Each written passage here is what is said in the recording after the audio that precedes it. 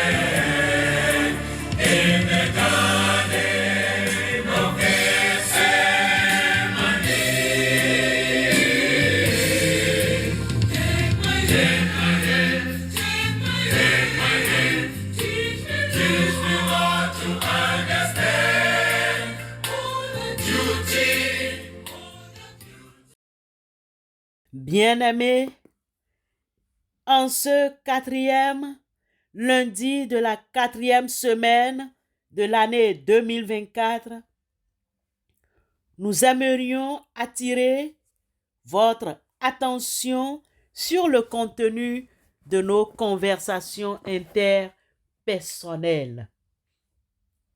Vous est-il arrivé d'être en contact avec quelqu'un qui vous a volé la joie? Un ami ou un frère, une sœur ou un conjoint qui vous a épuisé par le contenu ou le ton de sa conversation? Nous devons faire attention pour nous exprimer, car le contenu de certaines de nos conversations révèle le plus souvent le genre de personnes que nous sommes. Il existe de bonnes personnes qui peuvent encourager, toujours positives face à toutes les situations devant elles. Ces personnes encouragent, elles sont douces. Néanmoins, nous avons d'autres qui sont agressives, négatives, nuisibles sur toute la ligne. Ces deux catégories de personnes ont été observées par Jésus quand il déclare dans son évangile selon Luc, chapitre 6, verset 45. L'homme bon tire de bonnes choses du bon trésor de son cœur, et le méchant tire de mauvaises choses de son mauvais trésor, car c'est de l'abondance du cœur que la bouche parle. Il y a de bonnes comme de mauvaises personnes. Tout dépend du cœur de chacun. Nous devons veiller sur notre cœur. Garde ton cœur plus que toute autre chose, car de lui jaillissent les sources de la vie. Proverbe 4, 23.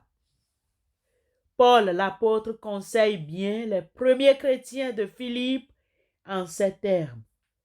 Au reste, frères, que tout ce qui est vrai, tout ce qui est honorable, tout ce qui est juste, tout ce qui est pur, tout ce qui est aimable, tout ce qui mérite l'approbation, ce qui est vertueux et digne de louange, soit l'objet de vos pensées. Philippiens 4, verset 8. Bien-aimés, malgré que ce verset 8 de la lettre de l'apôtre Paul à l'église de Philippe, chapitre 4, date de 61 après Jésus-Christ, cela est toujours d'actualité. Dans un monde où nous roulons sur une autoroute d'information, retenons qu'en une fraction de seconde, nous pouvons avoir accès à plusieurs informations susceptibles de nous nuire, nous détruire, de planter en nous des idées dangereuses. Filtrons ces informations reçues. Nous pouvons développer des habitudes, des pratiques, des communications nuisibles ou positives.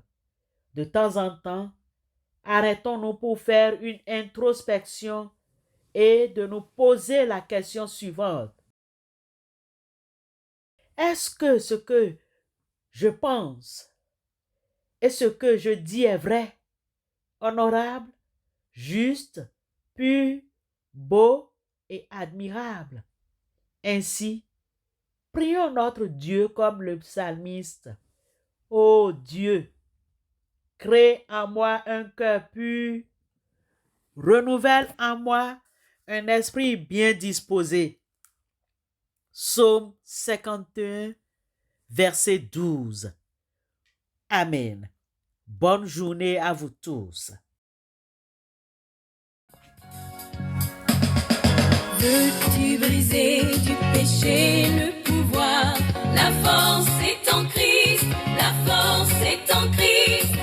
Si dans ton cœur tu veux le recevoir, la force est dans le sang de Christ. Je suis fort, fort, oui plus que vainqueur par le sang de Jésus. Mon sauveur. Je suis fort, oui plus que vainqueur par le sang de Jésus, mon sauveur. Prions Dieu. Seigneur éternel, notre Dieu, nous te remercions pour cette journée. Encore mieux pour toute cette semaine que tu nous donnes. Nous te demandons la joie, la force, le courage, la lucidité pour faire face aux réussites, aux peines et aux difficultés que nous nous apprêtons à traverser. Ne laisse pas notre morale s'effondrer. Tu es notre forteresse et notre rocher, le bouclier qui nous garde face à l'adversité. Car l'Éternel est ma force et mon bouclier. C'est en lui que mon cœur se confie et je suis secouru. Mon cœur est dans la joie et je le loue par mes chants. Nous confirme ta parole dans le psaume 28, le verset 7. Père éternel, ne permets pas que la confusion nous frappe, surtout ceux et celles qui remettent entre tes mains leur espoir et leur foi. Nos cœurs veulent être remplis de ta confiance. De toutes les forces, nos cœurs sont disposés à te servir. Ils veulent aller de l'avant, Père éternel, et s'engager au service des plus beaux de nos rêves. Nous te confions, notre Dieu, les détenus de tous ordres, dans leurs cellules, pour voir leurs besoins et à ceux de leur famille. Protège chacun et libère-les de toute injustice. Permets que les lieux de détention soient dignes d'habitation. Nous te présentons le corps pénitentiaire. Père éternel, les agents de la police, les juges, les avocats, et leurs auxiliaires. Plusieurs d'entre nous sont escroqués dans les affaires, décantent toutes les situations bloquées. Aide-nous à offrir le meilleur de nous-mêmes, à nous abandonner pleinement à ta bonté et à la pureté de ton amour, nous-mêmes et nos affaires. Aide-nous à nous centrer sur ta parole qui réconforte, qui soutient, qui exalte et encourage devant tous les obstacles et les épreuves du chemin. Au nom de Christ Jésus et avec ton aide, Éternel notre Dieu, nous savons que nous vaincrons. Aucun de ceux et celles qui ont placé leur confiance en toi, en ta compassion et en ta miséricorde, n'ont jamais été déçus. Amen.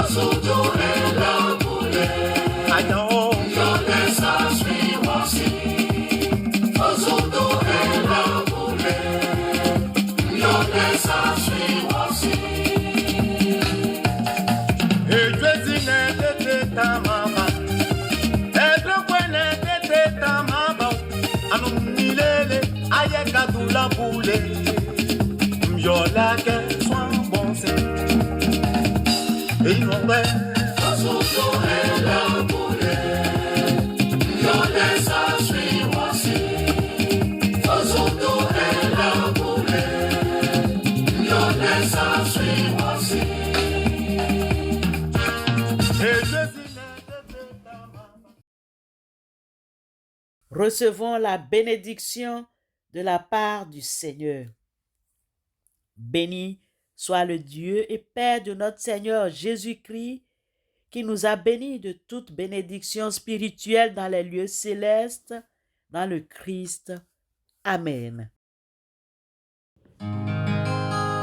À toi, mon Dieu, je m'abandonne. Oh, fais de moi ce que tu veux. De l'argile que je te donne, fais un diamant précieux. Prends, Seigneur,